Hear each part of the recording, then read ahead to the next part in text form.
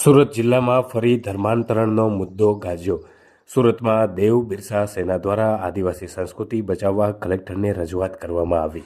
સરકારી ચોપડે ખ્રિસ્તી તરીકે નોંધાયેલા ન હોય તેવા લોકોને નાતાલની મંજૂરી ન આપવાની માંગ। આદિવાસી વિસ્તારોમાં ચાલતી ધર્માંતરણની પ્રવૃત્તિઓ અટકાવવાની માંગણી કરાઈ।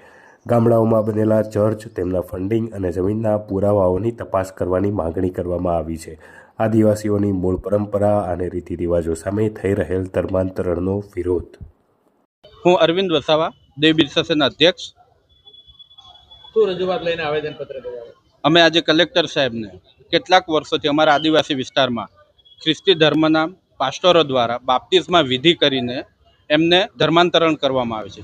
જે વ્યક્તિ બાપ્તિસ્મા વિધિ કરી અમારી આદિવાસીમાંથી ખ્રિસ્તી ધર્મમાં જાય છે એ લોકો અમારે દેવી દેવતાઓ માનતા નથી, અમારી કુળદેવી માને માનતા નથી, અમારે પૂંજેલું ખાતા નથી, ખડી દેવ પૂંજતા નથી, હોળી દેવ પૂંજતા નથી, દિવાળી દેવ પૂંજતા નથી, વાઘ દેવ પૂંજતા નથી, નાગ દેવ પૂંજતા નથી, હિમાર્યો દેવ પૂંજતા નથી, હિમ દેવ પૂંજતા નથી। તો આ લોકો અમારી પરંપરા સંસ્કૃતિમાં માનતા નથી। પરંતુ જ્યારે અમારા અનુસૂચિત જનજાતિના આદિવાસીના જ્યારે અનામતની વાત હોય, લાભોની, સરકારી લાભોની વાત હોય, જોગવાઈઓની વાત હોય, તો તે લોકો પહેલો લાભ એ લોકો લઈ લે છે।